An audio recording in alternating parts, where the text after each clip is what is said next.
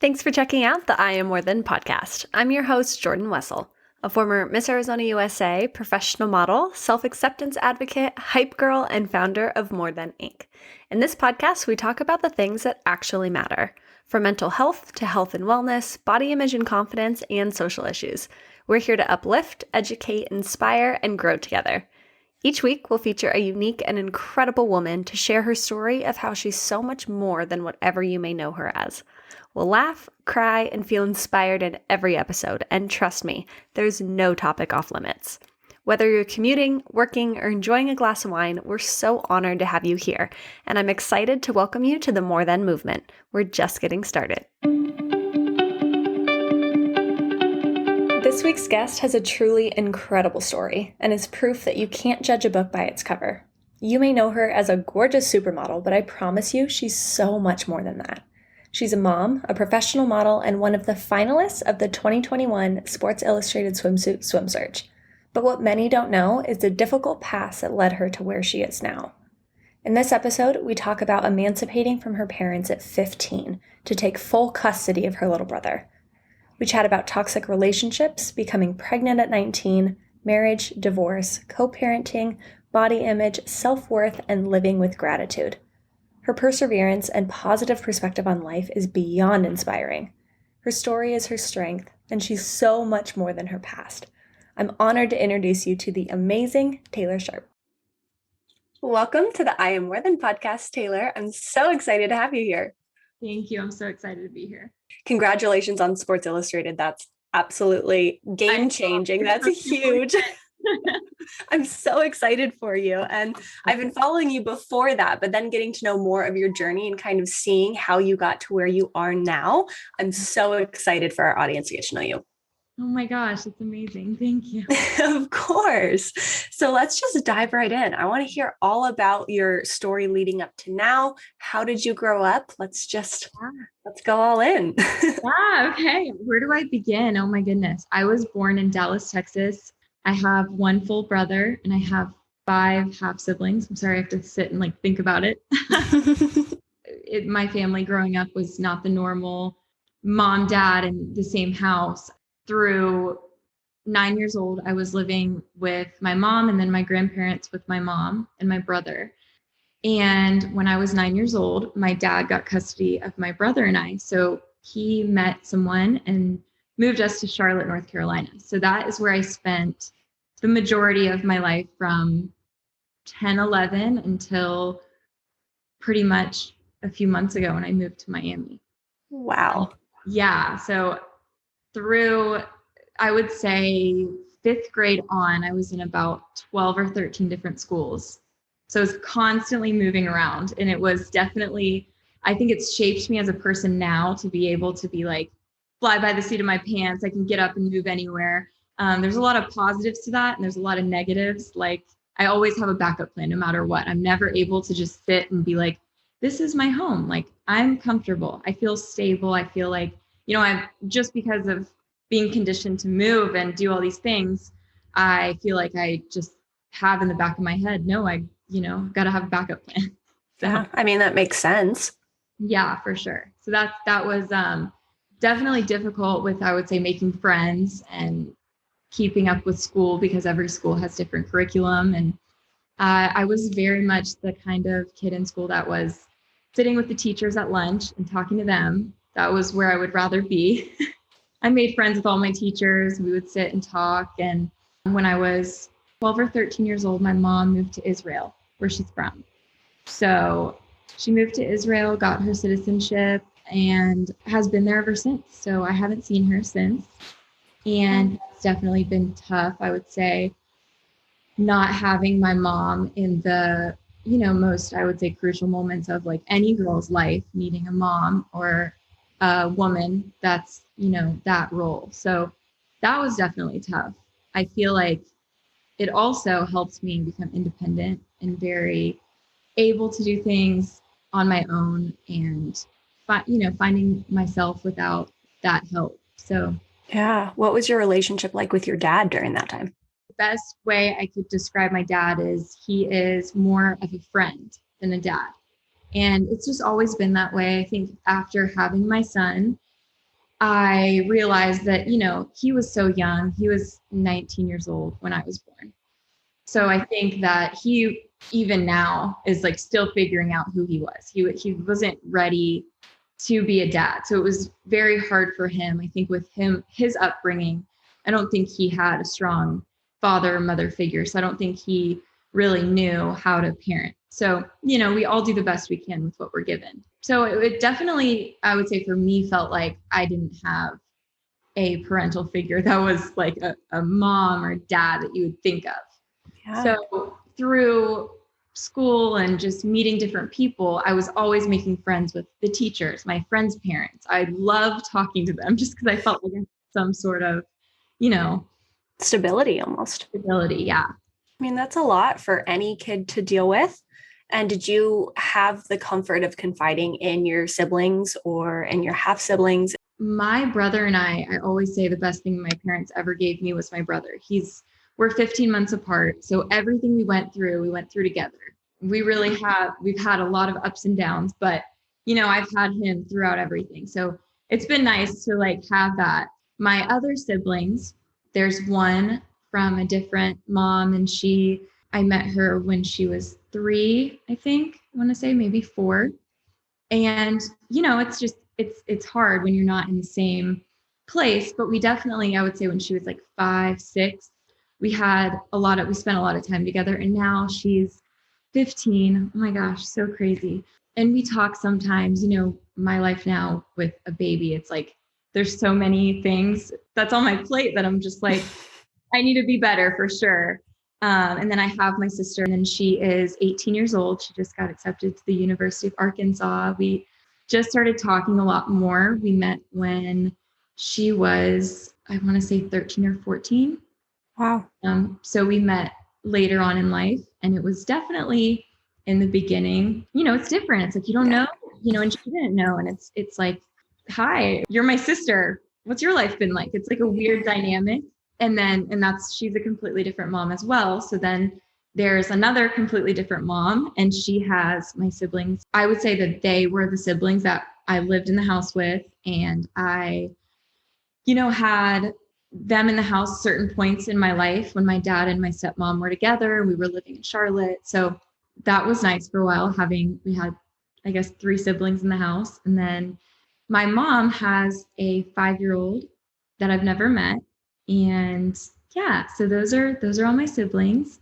I would say my brother and I are definitely the closest. I have half siblings as well, and it's tough when you do become an adult and try and form relationships with people that you really didn't grow up with. Yeah, and also the family dynamic. It's like, we're going to invite everyone for family get together. Yep, there's no roadmap, that's for sure. Yeah. So then take me to when you graduate high school. What does the next step look like? I know you wanted to get into modeling. What is that journey like? Modeling was always a dream of mine since I was younger. I remember 8th, 9th grade. I would tell my security guard and all my teachers, they'd be like, what do you want to do? And I'd be like, I want to model. And they would be like, okay, but yeah, that's nice. I was a girl with a lot of dreams, and I was just filling my body out. And you wouldn't have expected me to be like, I want to be a model. And so when I was 15 years old, almost 16, I took my parents to court and I divorced them. So I got emancipated, and I took custody of my little brother. So he wasn't old enough in North Carolina to be emancipated. So we were kind of facing foster care, and I said, nope, that's not happening. So at that point, I had graduated high school online. My outlet was going to school and, finishing my work, and my like tunnel vision for my way out was just finishing school and doing something with my life. I couldn't wait to just do something with my life. I definitely saw my siblings, like they were definitely my motivation. For you to have that much drive at such a young age to want to almost take care of the people that were relying on you is incredible and really speaks to who you are. To the max. My cardiac cancer. I'm a homemaker. I love love. I love helping others. I just love caretaking. That's like me. So my brother was going to high school. We were living in this small condo in Charlotte. It was so funny. Like it honestly, I look back and I think like if this was a show on TV, it would be like Shameless. The funniest because I'm sitting here 16 years old and I'm packing lunches for my brother who's 15. Like we're so close in age and he's going to school and I'm trying to be like, okay, do your homework, like I didn't know. We're both figuring out our life. And at this point, we didn't really have our mom or dad in the picture. My dad kind of disappeared at that point in my life for about a year. I had a fake ID and I was working as a bartender / server at a little pizzeria. So my brother would get home from school and I would go work nights at this pizzeria. And it was so funny. Like just looking back and thinking of all of that is like crazy because I'm 22 and I feel like I've lived and done so many things. You have. Yeah. And then from living there, it was a lot. I think that any 15, 16-year-old that's leaving the house and that's starting a life basically is like, you get kind of exhausted. It's like, you just want to be taken care of. You're like, I never got a chance to really experience being a child. So all of this that's going on in my life right now it's so amazing. But it really is like you look at people on Instagram and you see like it looks like everything's perfect, their face, their body, or their career, or their money, or whatever's going on. And you don't really know like what's going on in a person's life. I would say very few people that, don't know me personally, they wouldn't ever know or guess the things that I've gone through. They just, kind of assume like, oh, she has this great life. But there were a lot of things that got me here. And thank God I never gave up. And I always like pushed through and saw that for myself. And I saw, kind of breaking the chain of my family and being like, no, I will succeed in life. Like I will be a good mom. I will be a good wife one day. Like I will do all these things. And it's like, it's really nice to know that like I did that for myself. Girl, you gave me goosebumps. You're so right. And I mean, your story is remarkable, but I think Instagram is such a highlight reel, and being able to recognize that and get to know somebody's story is really the whole point of this podcast to begin with, because I think it makes you appreciate who the person is aside from all the accolades, aside from modeling, aside from all of that. And I think that's just such a beautiful thing. Yeah, 100%. I always say this, but it's like there's so much more to life than what you see on Instagram. And I think that a really big part of my story is being vulnerable with people, because I think that, with everyday busy life, you get so caught up and you don't realize that like we're all human. I was talking to my friend and she's like, it wasn't anything like what you went through. And I'm like, no, it's all like what you went through could have been like for you just as bad. Like it's not a compare contrast like thing. It's like someone's hurt is like just as much hurt as anyone else. So I think like we can see that human part of everyone and just be someone that is loving and is always leading with their heart and leading with goodness, which it is really hard, I think, because so many people choose negative and choose the opposite. But I wasn't always like this and so positive.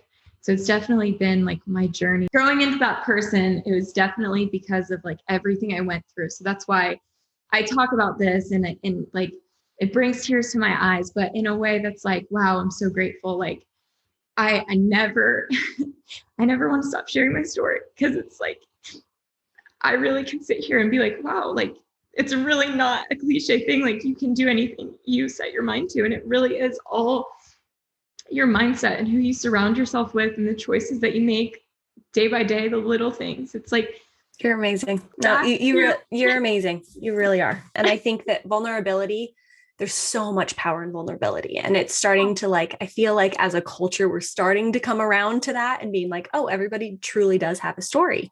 And I think it's really cool when other people are able to hear bits and pieces, even if they can't relate to everything, they can relate to a part of your story, a chapter of your story, and seeing how you went from so much hurt to now this chapter is so encouraging. And I know it's going to impact so many people. Do you mind telling me about what was going on in life when you decided that you wanted to get emancipated?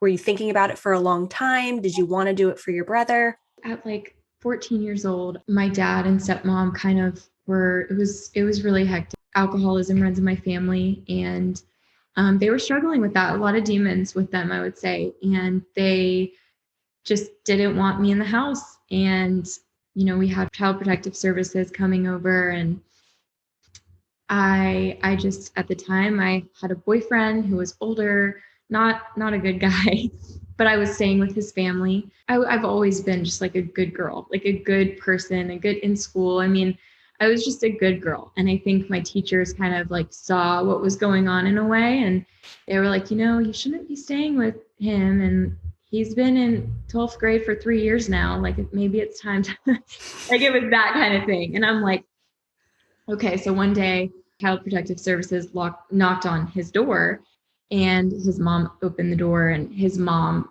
God bless her, she has a lot of drinking problems as well. And it was just, at that time, I was like, okay, like, I need to do something, because I can't go home. I can't stay with this guy. I got to figure it out for myself. And I think that I work best under pressure. So at that point, I was like, okay, like, I'm going to figure this out. It's going to happen. So I got my best friend, who was 18, and I said, I got to do it. I got to figure out how to get emancipated, and I can't afford a lawyer. So I got to figure this out. So I studied all this stuff. People, Mecklenburg County, which is where I got emancipated, they hadn't had a single emancipation go through in 3 years. So it was a pretty big deal. And when I went to the judge in the courthouse, they said to me, good luck. Yeah, they think that my parents told me I couldn't go to Bonnaroo or something, and I'm upset. So I was really, really nervous. I was like, they're not going to, and I was so scared. And my best friend at the time was like, you got this. Like, you need to just represent yourself and go to court. And so I served my parents' paperwork. They didn't show up to court. And I basically told the judge, hey, listen, I graduated high school. I don't want my brother to go to foster care. I don't want to go to foster care. I'm responsible. I have a fake ID and I'm working, and I know that that's wrong, but I'm just showing you that, like, I'm really trying for me and my brother. And it was this long thing, and I was crying. And I remember at one point I couldn't even say anything else. And my best friend stood up and she's like, listen, I'm 18. And, and she started talking, and she said, okay, I'm going to think about this, and set another court date. And I walked in, and she was like, I'm granting you emancipation. And I'm like, oh my gosh. And I walked out, and I'm like, I don't even know what this means now, but I'm so excited. And as soon as that happened, I got a place, and I got all these things figured out in my life. And it really worked out for the best for me and my brother. I got a second job working at an eyelash studio in Charlotte. So I was working 2 jobs, and I started going out with my boss at that job. And I had a fake ID, and I had a whole friend group that was 25 to 40, and they all thought that I was 25. So they had no idea. And I'm going out, and I'm hanging out with my boss. And then I meet this guy who was 30. So I was 17 at this point, and he was like in love with me, like love at first sight, like would not leave me alone. I'm like, this guy is annoying, but like, I kind of like him. I don't know. You're also 17, so that's okay. And very like boy crazy, like, oh my gosh. Anyways, we were really good friends for about 3 months, and we started dating. And I sat him down and I said, hey, listen, we were dating for probably like 2 weeks at this point. And I said, hey, listen, I have something to tell you. I am not turning 26 tomorrow. I'm turning 18. And he's like, oh my gosh. I explained to him everything. And he's like, okay. He said, you can move in with me. He lived in this high-rise building. And I was like, okay, like, I want to be taken care of. Like, that was something that I really, still, I'm like, I still want that. Like, I feel like a part of me, I've never been able to just relax and been like, okay, like, I know I'm safe and I'm in a stable place. And it was nice, I would say, until it wasn't. He struggles with alcoholism and addiction. Of course, I find that. So he ended up going to a treatment center shortly after we started dating. I kind of was with him through it. It was 90 days inpatient and then 90 days outpatient. And his outpatient rehab was in Florida. So I drove down to Florida and I said, I want to model, like I want to go see some agencies. And I was posting selfies on Instagram, and I had an agent reach out from LA, like, hey, I would love to sign you. And I knew nothing about the industry or anything. So I went to a few agencies in Miami, and this guy set it up. And then I went to LA, and it ended up really taking off for me. My career was, I would say, best that until now, the best it had been. And I was booking jobs with Forever 21 and Guess, and I was working all the time, meeting amazing people. And I remember getting to LA, and my agent said, hey, listen, most of the time the girls get here, you're going to sit around for 3 weeks, 4 weeks, and just, it'll happen. You'll book something. And I'm like, okay, totally fine with it. And then I think it was a week, maybe 5 days later, I booked Forever 21 without like going to a casting. And that was like a huge job in LA. It's still a big job in LA. And Forever 21 and Guess were my main clients. I worked with them each like 2 times a week. So I was pretty busy and working all the time. And with that came my boyfriend at the time being extremely jealous and would constantly say things like, you look like a whore, posting photos on Instagram like that. And it came from a place of insecurity with himself. But at the time I was so young, like I didn't know how to like stand up for myself. He booked me a flight to come home and visit him. And I booked Guess on that Friday that I was going to go home. And I called him and I said, I have good news and bad news. And he's like, what's the good news? And I'm like, I booked Guess on Friday and I'm so excited. And he was like, are you fucking kidding me? Like, you're not going to get on the flight? Like, fucking, are you kidding? Like, I just spent all this. So it got to a point where I was like scared to share my like positive things with him. Yeah. Through that year, it was just very stressful and very like, I would try to leave him and he would be like, I'm going to kill myself. And I'd be like, no, okay, don't do that. Like I couldn't, I just was like, I just so manipulative. I was so young and I couldn't, like, I didn't know what to do. And I was just like, oh my gosh. I moved to LA again, broke up with him. It was like very, very hard. And then for 3 months, I dated another guy in LA and we had the best summer ever. It was really just like a fun boyfriend. And then I came back home to Charlotte and I got back together with my ex. And so I told him I want to move to New York and I want to try modeling in that, that market. So he's like, okay, I'll meet you there. I'll move there 2 months. I'll meet you there. And I'm like, okay. So anyways, I moved down there, and as soon as I moved down there, I broke up with him. So I booked a really big job, and I said, hey, listen, I think it gave me my like power to be like, no, I'm not putting up with this. I'm done. And so I did. And for the first time in our whole couple year on and off relationship, he was like, okay, I'm proud of you. I want the best for you. I'm really happy for you. And I'm like, wow, this is amazing. Like, yeah, wow.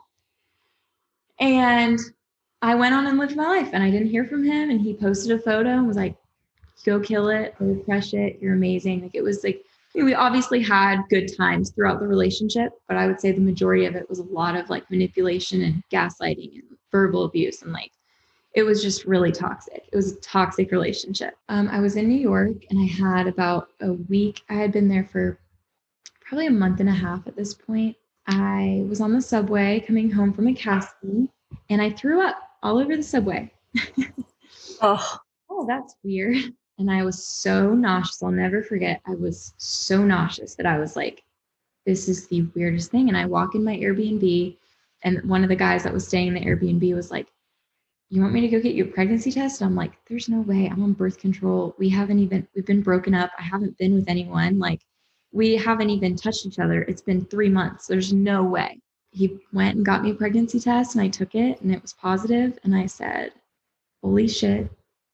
I couldn't believe it. I felt like at that point, my life was over. I thought that it's so funny because, you don't see in the moment, like how much it's going to like really propel you forward.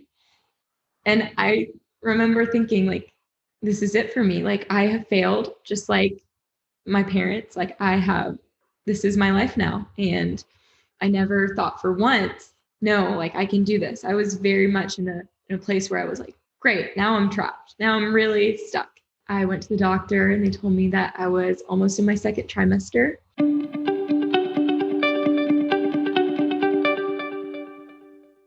Let's take a quick break to talk about our sponsor, Equilibria. I've been super open with this audience about my struggle with anxiety, and I'm so relieved that I found natural products that have helped me significantly. I started using Equilibria back in 2019 as I wanted to see if incorporating CBD would decrease my anxiety naturally. After my first order, I worked with their dosage specialist to see what regimen would give me the most effective results.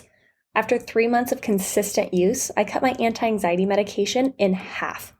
I use their daily drops, soft gels, and relief cream daily, and they've helped me not only manage my anxiety, but sleep better and decrease the frequency of my headaches and stomach aches. When the pandemic first happened in early 2020, I met with her again to change up my routine as my anxiety was heightened. I began incorporating their dynamic roller duo, the mindful mineral soaks, and increase the frequency of my daily drops, and it's made such a huge difference. I'm very aware of what I put into my body, and the fact that Equilibria is backed by science with 0 fillers has made me a true believer of the brand. The best part is their products are delivered straight to your door.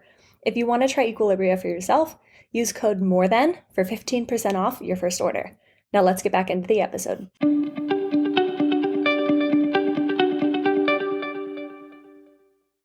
So what did I do? That was my next question. So then what? So what did I do? So I moved back to Charlotte and I got married a couple weeks later. Yep. Wow. I get why that's like the next logical thing that you would do. I think that for me, it's sad, but growing up, it's like divorce is so common. And I had never seen at that point, like someone that was happy and married and someone that was, I didn't see it as a big deal. I said, you know what, whatever, we get married, it doesn't work, we get divorced. Like, who cares? We have a kid, like, it doesn't matter. Boy, was I wrong. So wrong. That was a time in my life where I had a lot of time for reflection on myself before I got pregnant.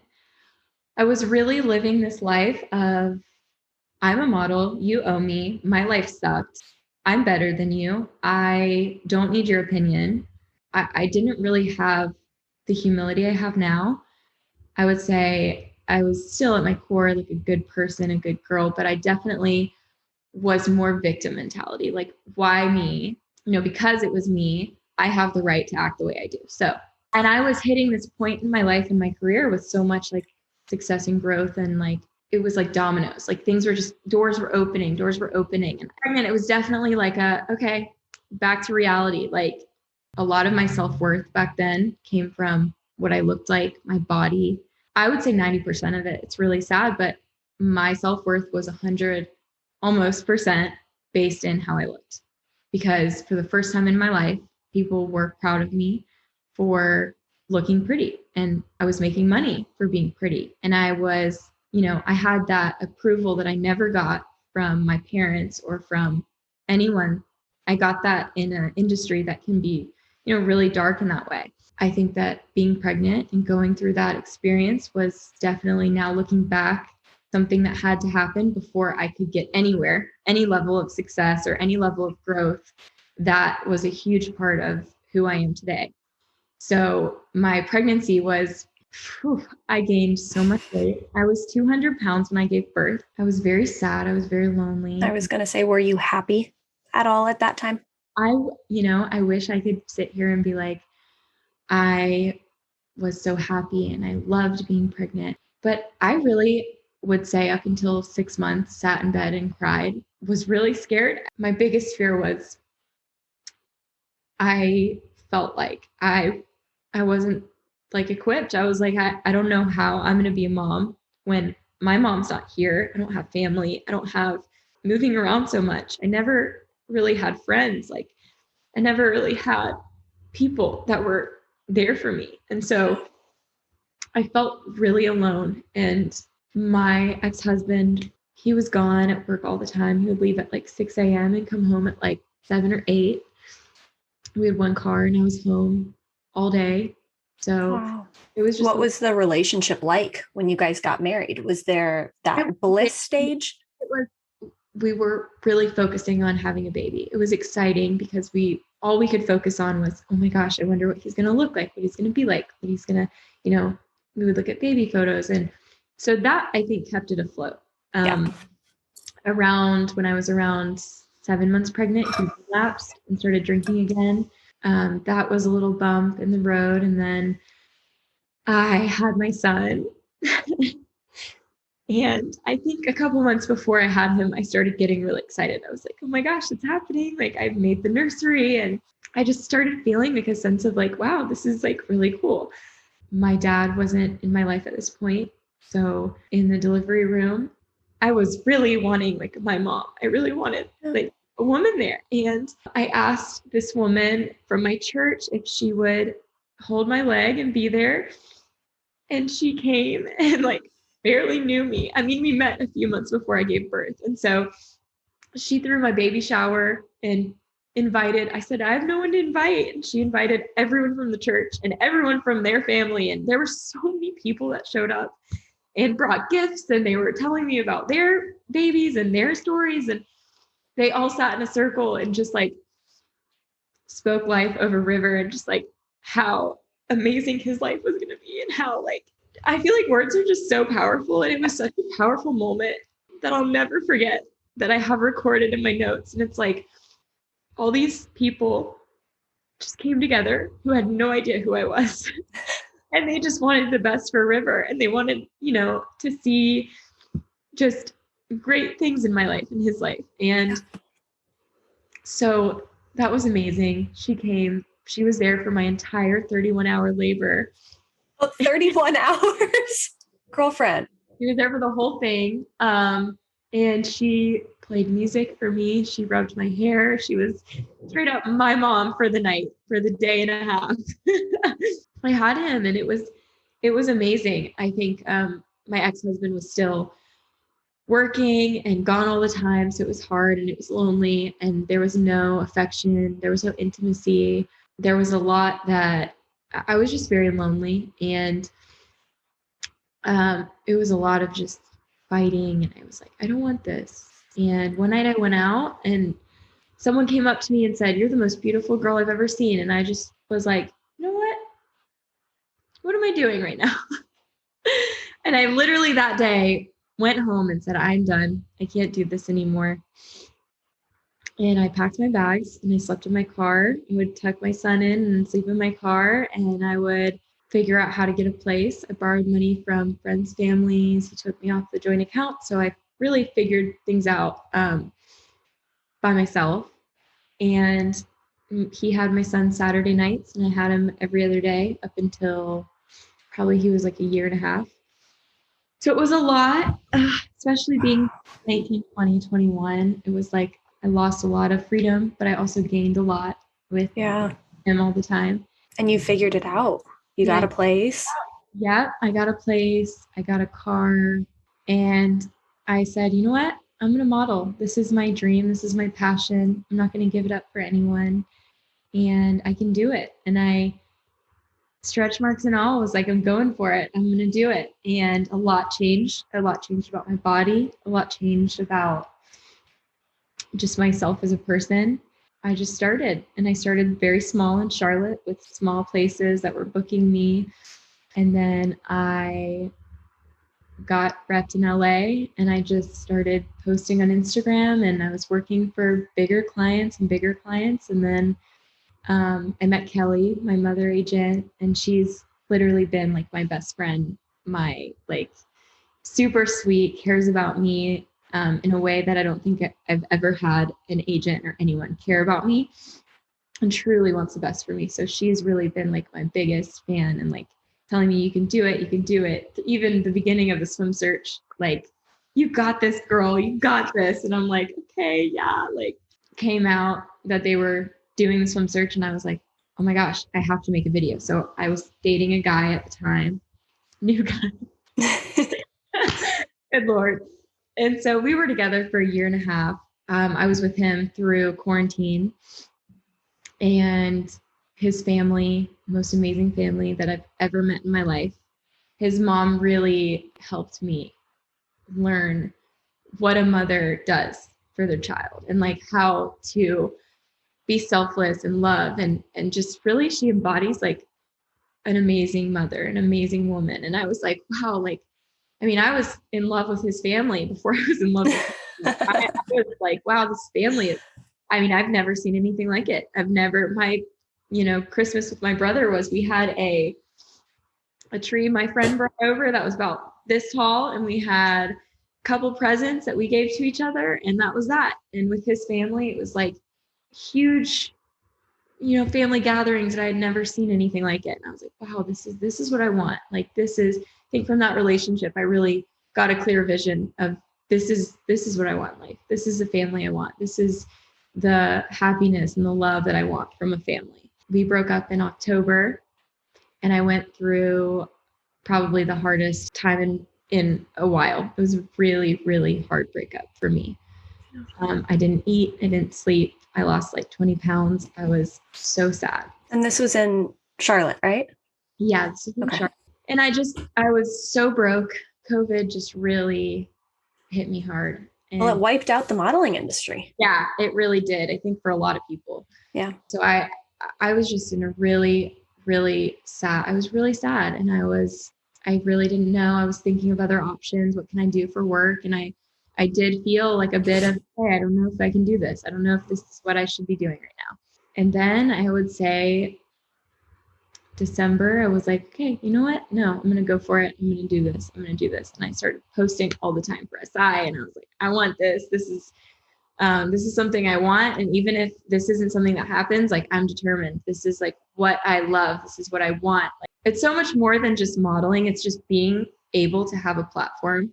I 100% believe that like I was put on this earth to share my story, and the amount of women and men and children that are responding to the little things I do say on Instagram, unbelievable. Like, there's a 16-year-old mother that's looking at my page, and she's, telling me that it's helping her. And I'm like, first of all, I'm so emotional.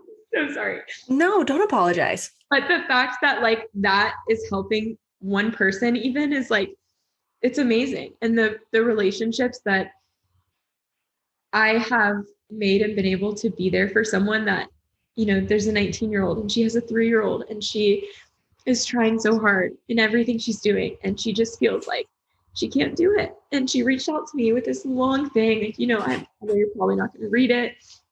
We ended up talking, and I have her number, and I'm like, girl, call me anytime. And it's like, at this point, there's men that are like, I completely relate. And I'm like, wow, this is like, I knew that it would be great for people, but I really didn't realize the extent of like how your story can really impact other people.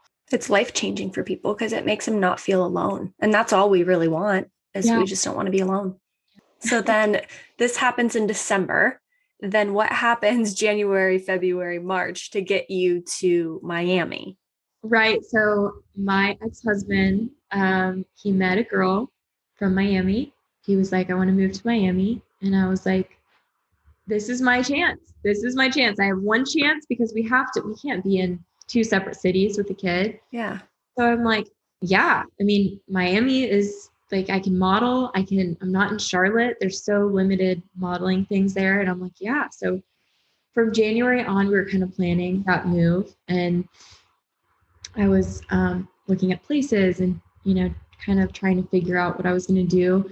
I started working. So like financially, I was getting a little bit more stable in that way. And I was like, okay, let's do it. And we just came down within a week of each other. And now we do week on, week off with my son. So it's pretty nice. He's in a good Montessori school during the day. And he's the best kid ever. He really is. He's like me. I see so much of myself in him, and he's the best kid. Like, literally, if there was a Build-A-Bear for kids, I would not have made a better kid. He is the sweetest. just the sweetest heart ever. And I'm so lucky to be his mom. I'm so lucky that I get to grow up with him. Yeah. Oh, I love that because you really do. I mean, you had him when you were what, 19? Yeah. Wow. Yeah. And I'm sure it's so cool, even from his perspective now. I don't know if he articulates it or not, but seeing you go after what you want and showcasing that to him, like, what a gift. Yeah. I mean, we wake up in the morning and I make him waffles and I'm like dancing in the morning and I'm like, Mommy's shooting for Sports Illustrated. Can you say Sports Illustrated? And he's like, Sports Illustrated. I'm like, that's right. And I'm like, high five. And he's so sweet. He'll grab my face and go, you are so pretty, Mama. And I'm like, where the hell are you learning this stuff? You're going to like, you're so sweet. But he really is like, so he's an empath 100%. And he feels like when I'm stressed or I'm tired or I'm sad or I'm happy, he's like on it. And he'll come up to me, are you okay, Mama? And I'm like, yeah, I'm okay. Like, I'm just, what a sweet kid. journey with him and like finding myself while keeping a tiny human alive and like navigating motherhood, navigating how to be a good mom and the choices that I need to make for myself. I think it's really like been an important thing for me to love myself for him, so that he can, love himself and so that I can love him better and be the mom that he deserves and not let him down in that way. So I always want him to see me working hard and seeing that, you can do anything you put your mind to and that, he can try 100 different things and fail at them and I'm still going to love him just the same. And he could do 100 things and want to do all 100 and I'll support it 100%. So he's the best. He's really amazing. You're a good mama. And it sounds like your ex-husband ended up being a really great dad.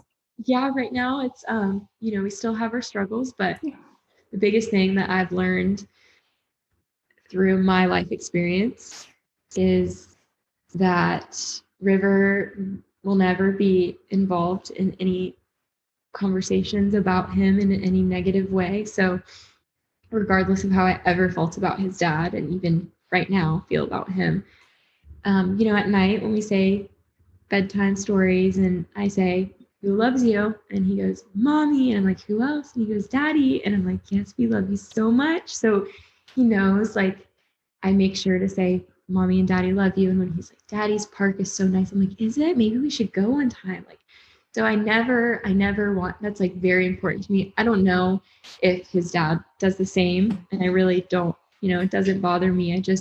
I want him to know that he can love his dad. And I 100% want him to. I want, you can't choose your parents. Yeah. I think for so long, my parents were like, I hate you and I hate you. And I was scared to tell my mom I loved my dad. And I was scared to tell my dad I loved my mom. And I was like, who can I, and it's like for kids, it's like, you can't do that. I think that's a big, big thing for me as a parent that I know is like, my son will never be in the middle of it, Yeah, that's incredible. And you just have such an incredible perspective on everything that you've been through and just seeing your life the way that you see it. Did you go to therapy to try and get help with it? Is it all self-reflection? Like, I'm a huge mental health freak. I love talking about how people get to where they are. And it's like, I just feel like you are just such an unbelievable light. Like, how did you get here? How do you have your mindset? Growing up, there were court-ordered therapists, I think 3 of them. I went to a couple different ones through moving. There was never one. So it was constantly me repeating myself over and over and over. And I felt like that's exhausting. As soon as I got a relationship, maybe the 3rd appointment in, it's like I moved.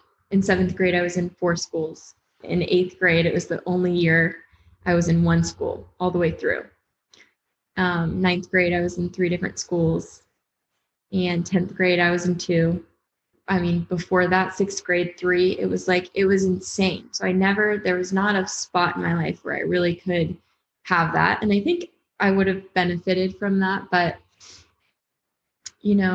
looking back, I think the biggest thing that has shaped me is really just self-reflection and seeing, like, I just see the good in things. And I don't know if it's just how I was built or what, but I wake up every day and I'm like, I'm so grateful. Like, I have, I have this life. I'm breathing. I'm healthy.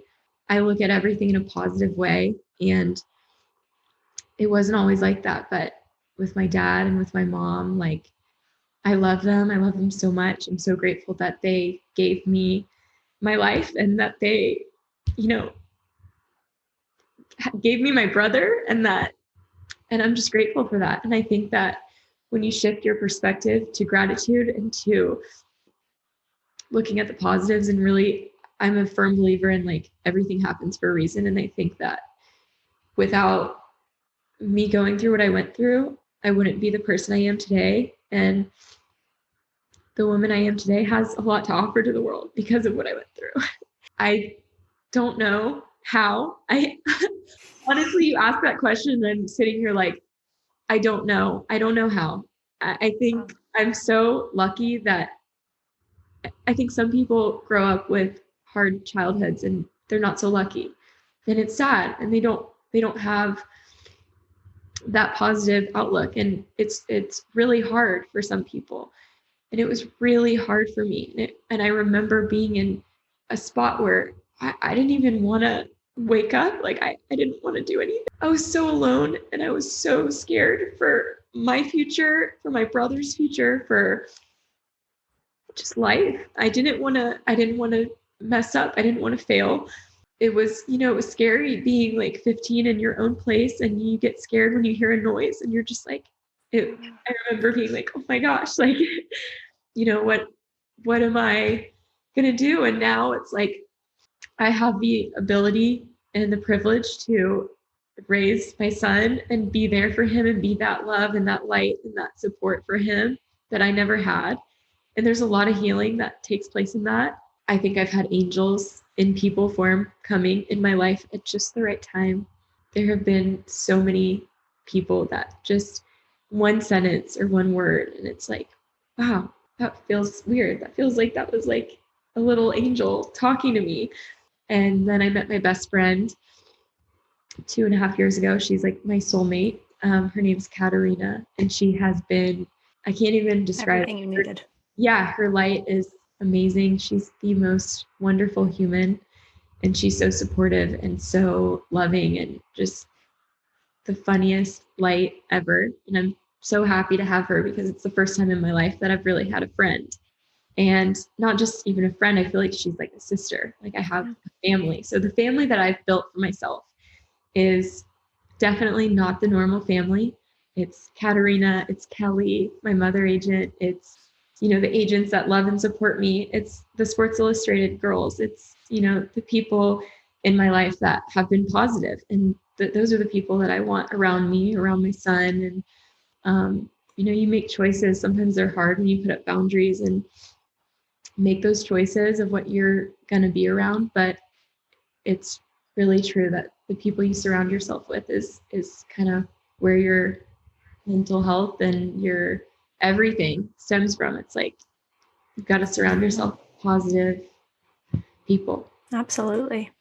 And you had mentioned even after your son, just your body changing and trying to get back into the modeling industry and kind of figure out what your identity was. How did you build up your self-confidence again? And what are some things that you do daily to try and build up your self-confidence? So for a while after I had my son, for someone that had so much self-worth on their body, to see my body changing so rapidly, me gaining weight in places that I didn't even know you could gain weight, like, it was crazy for me. It was honestly the best thing that happened to me because I saw so much more to love about myself than my body, and so much more. I'm laughing almost because it's like, wow, I can't believe at one point in my life I really thought that that's all that I had to offer the world. I think I'm so much more beautiful now that, like, I'm taking care of my insides and I'm taking care of, like, loving myself and for who I am, and like nurturing the parts of myself that I want to grow. The stretch marks were the hardest thing to cope with. they still are something that I do struggle with sometimes. That is one part that I'm still working on fully accepting.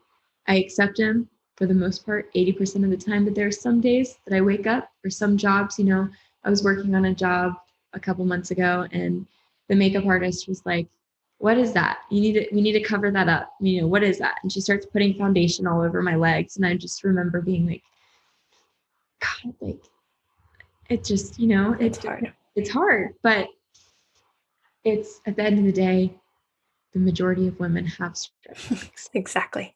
You have to realize that I'm in an industry where you see all these girls that are like, literally, you're just like, oh my God, how are you? Like, what? Yep. But that's not normal. Most women have stretch marks. So there are days like today, I wore shorts and I was like, wow, I feel good. I feel like I look good. Like, I feel like they don't even matter. I think that's just with everything in life. It's a balance. Like I'm never 100% like, I love this. This is amazing. Like, let's be like, I don't think that's realistic for anyone. I think you have to, you start off your day stubbing your toe. I feel like it's domino effect. You have to like, you just have a bad day. You're like, everything's going wrong. Why is everything going wrong? Well, number one, because you're thinking bad thoughts and you're just in a bad mood and you're attracting bad things to happen. And it's so true. Like, when I'm positive and I wake up and I get up with my son, and instead of just laying there and being like, hold on, River, I can't get up. Like, when I get up and I make coffee and I'm like, hi, bud, let's have a good day today. Like, the day's great. And it's crazy how it works. It's like, it really, I don't believe is a coincidence. Like, I think it's your mindset. Totally. But getting back to what I do on a daily basis, working out is a huge, huge, huge part of my mental health. I love how it makes my body look, but if I don't work out, I'm also not mentally clear. I feel healthy. I feel strong. I feel, wow, I did something for myself. Like, it's my time to be like fully just focusing on me and focusing on getting stronger and feeling stronger. I love strength training. I think for a lot of my life, I was like scared that was going to make me bulky and like I was going to be super muscular, but it's great. Like, pushing myself and seeing like, oh, can I do 100 pounds? Can I do what can I do? Totally. But you're so right. I mean, it gets those positive endorphins going. And I think everybody thinks that you work out just for the aesthetics of it all. But I think there's so many other benefits that come with just moving your body. So take me to the phone call that you have with Sports Illustrated that tells you that you're one of the finalists. Oh my goodness. So it was a secret when we found out, but my best friend Katerina was in town and she was here, and I was like, you cannot say anything. Like, they're calling me, like, just stay quiet. She's like, okay, oh my gosh. And so she was there with me through the whole thing, which was pretty cool during that moment. But MJ was on the Zoom and she just said, I'm just going to cut right to it. You're looking at the finalists for Sports Illustrated SwimSearch. And I was just like, in disbelief. The first thing I wanted to do was get up and scream, but we were also on the call with a few other people. So I'm like, okay, I got to act like that. Right. Play cool. Tears start like flowing from my eyes. My best friend's like in the corner, just like, oh my gosh. And she's recording it. And I'm just like, still in shock. I'm listening, like, but it's real. And we got off the phone and I was just like, holy shit. You did it. It was a really full circle moment right there at that table. It was a moment where I was like, wow, I did it. Yep, you did it. Wow. You really don't know what's going to happen in your life, because 6 months prior, I was sleeping in my car again, going through the worst breakup of my life. And I started training to be a personal trainer because I was studying, because I was like, I don't know what I'm going to do. Like, I got to get another job. I got to do something.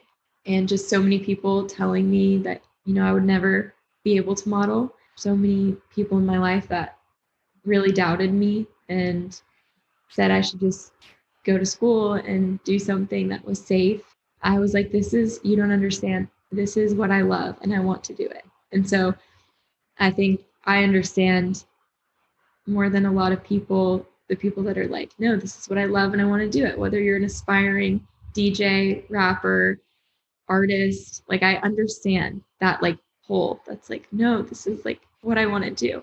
And then on top of that, being a part of such a empowering, inspirational magazine that's not just about your looks, and also something that's like a family, something that's like they accept you for you as you are. I remember that the last thing MJ said on the phone call is, now y'all don't be getting losing weight or doing anything crazy, go eat a burger. Like, and I'm like, I love that. I love that she, you know, she doesn't want you to change who you are. She's like, we picked you because we love you as you are right now. So be you. And I'm like, wow, this is incredible. Like, not only has this been like, I have in my freaking notebook that it's like my dream career goal. Number one is like to be in Sports Illustrated. Next is to be on the cover. And the next is like, it literally is all, it's like all these things that I had written down when I was like 14 is live in a high rise in a big city, like live, and these things are happening. And I'm like, oh my gosh, like the girls that I've met through the SwimSearch, absolutely amazing women that really do want the best for you, that are just really empowering as well. And like, I'm so excited to be a part of that and to be able to hear other people's stories and hear other people's, what they have to say about life in general. I love hearing and talking to people and then sharing my story and just being really open and real. I think for so long, so many people told me like, you know, don't say that. Like, don't tell people that. That's embarrassing. Like, don't say that. And it's like, I really don't give a shit. I don't care. It would be easy to just be like, yeah, my life is good. Like, life's good. But I think the strength that we have as women is being vulnerable and being open and letting people know like, hey, this is my life. This is me. This is what it was like for me. What was it like for you? Let's start there. Yeah. Girl, I have gotten more goosebumps in this episode than I think any episode I've ever recorded. So you are just incredible. And I love the fact that I got to know your story, because it just makes you honestly that much more beautiful. And knowing that you're off now in just a couple of weeks to shoot for SI, right? Monday. Oh my God. Actually, like, it's so crazy talking to you about this. Like, I'm so grateful. I just want other people, women, men, whoever, to just know that like, it sounds so cliche, but you can do anything. Like, you really can do anything, and you can turn your negatives and adversities that you think were given to you or that were given to you, and you can turn them around and make them the catalyst for you and your growth in your life. And the strongest people I've seen in life and the strongest people I've met are the ones that have gone through a lot of things. They talk about it like that's their strength. They talk about it like it's beautiful. And that's how I want to be. And that's exactly what you are. Thank you. You really are. I mean, you're doing this podcast is amazing. I love it. Thank you. I mean, it's been so empowering to be able to get to know these women and you and everybody that we've had as a partner for more than, and get to know them on such a deep and personal level. And I feel like it builds this community of strength built on vulnerability that just, it's powerful.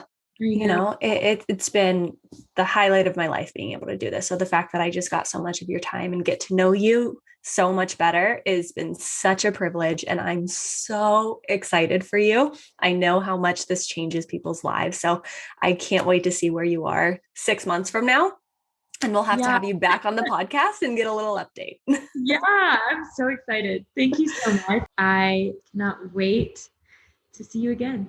If you're loving the I Am More Than podcast, please take a moment to subscribe, rate, and review. It helps us so much. And if you haven't already, follow us on Insta at More Than Inc. for all things inspo, More Than merch, and soon we'll be posting info about our in-person meetups.